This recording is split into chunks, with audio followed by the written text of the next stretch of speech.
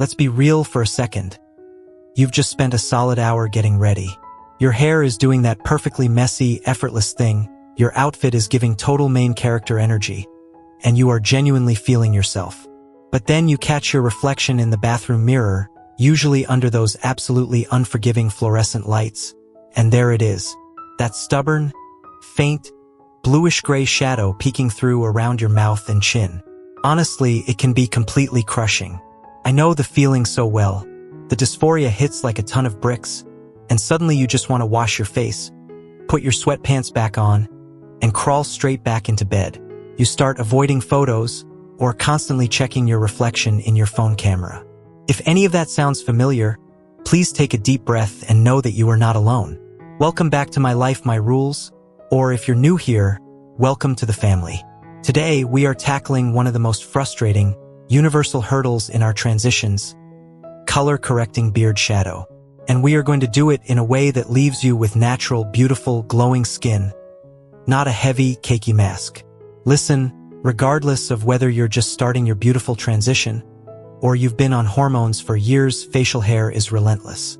Even if you shave against the grain until your skin is literally raw, which please don't do that to your beautiful face.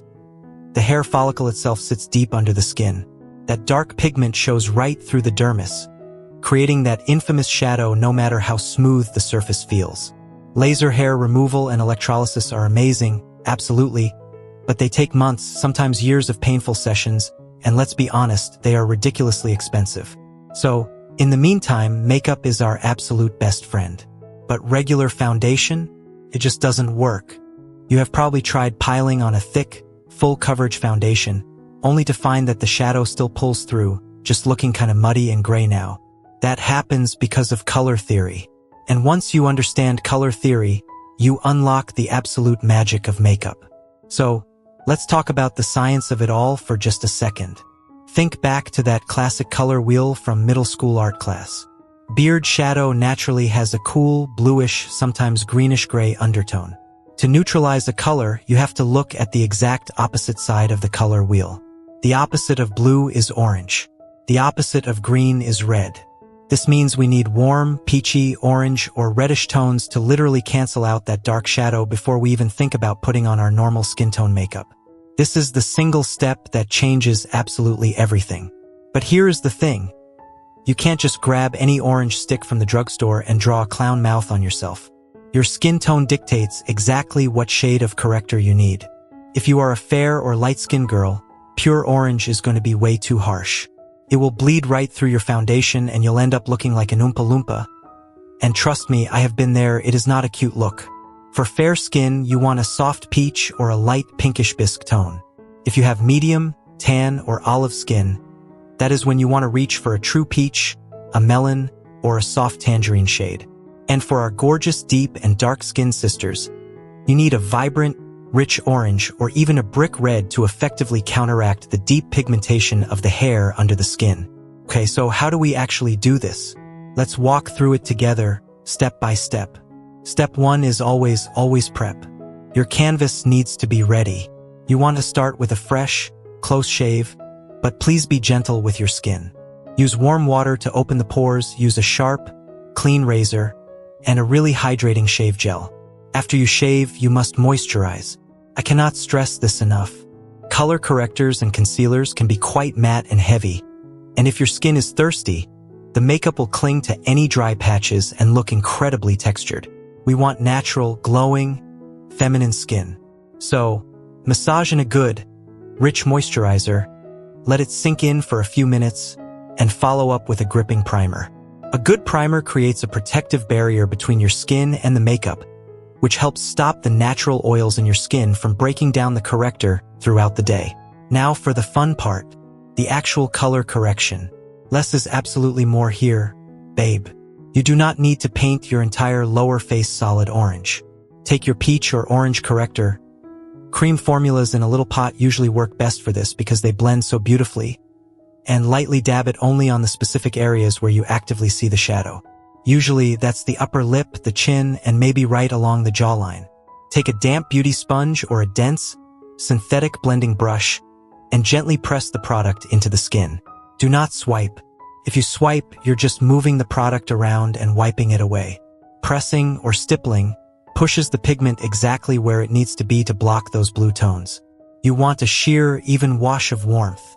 When you look in the mirror right now, you should look a little silly. You will have an orange or peachy mustache area.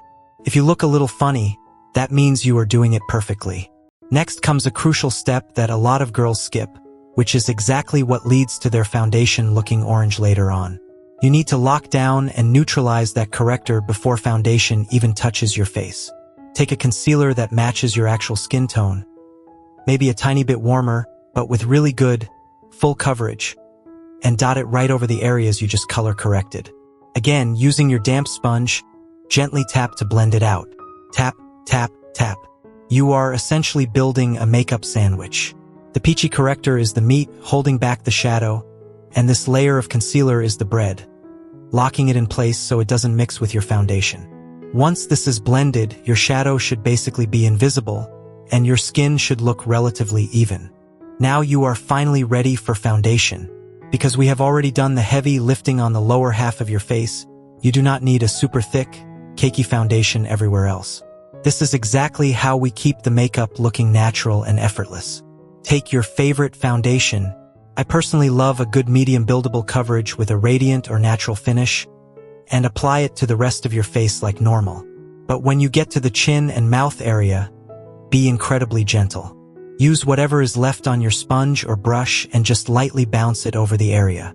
Remember, we don't want to disturb that beautiful sandwich of corrector and concealer we just carefully built. Blend it down your neck so everything is completely seamless. Take a step back and look in the mirror. The shadow? Gone. Poof. It is literally magic. But wait, we aren't done. If you stop here, the moment you sweat or laugh or have a cup of coffee, that makeup is going to shift. We have to set it. Translucent loose setting powder is your absolute best friend. Take a soft powder puff, dip it into the loose powder, and tap the excess off on the back of your hand. You don't want a massive clump of white powder. Gently press the puff directly into the areas we corrected. Press and roll. This technique locks the cream products securely into place and mattifies the area, which is amazing because shine actually highlights texture and draws attention to the shadow. After you powder, finish up the rest of your gorgeous face. Add a little blush to bring life back to your cheeks, some mascara, maybe a really nice lip gloss. And finally, drench yourself in a good, long-lasting setting spray. Seriously, bathe in it. The spray melts all the powdery layers together and makes it look like real, hydrated human skin again. I know this sounds like a lot of steps right now, and honestly, it takes a little practice to get the hang of it. You might use too much orange the first time, or your foundation might slip a little if you didn't let the primer dry. That is completely, totally okay. Please give yourself some grace. Transitioning is a massive journey made up of 1,000 tiny, sometimes frustrating steps, and learning your makeup routine is just one of them. But I want to remind you of something really important while we're chatting today. Your womanhood, your validity, your beauty, none of that is determined by a shadow on your chin. It really isn't. Makeup is an incredible transformative tool. It helps alleviate our dysphoria. It helps us feel safe when we walk out the front door, and it lets us express who we are to the world. But underneath the primer, the peach corrector, and the setting powder, you are already a beautiful, valid, incredible woman.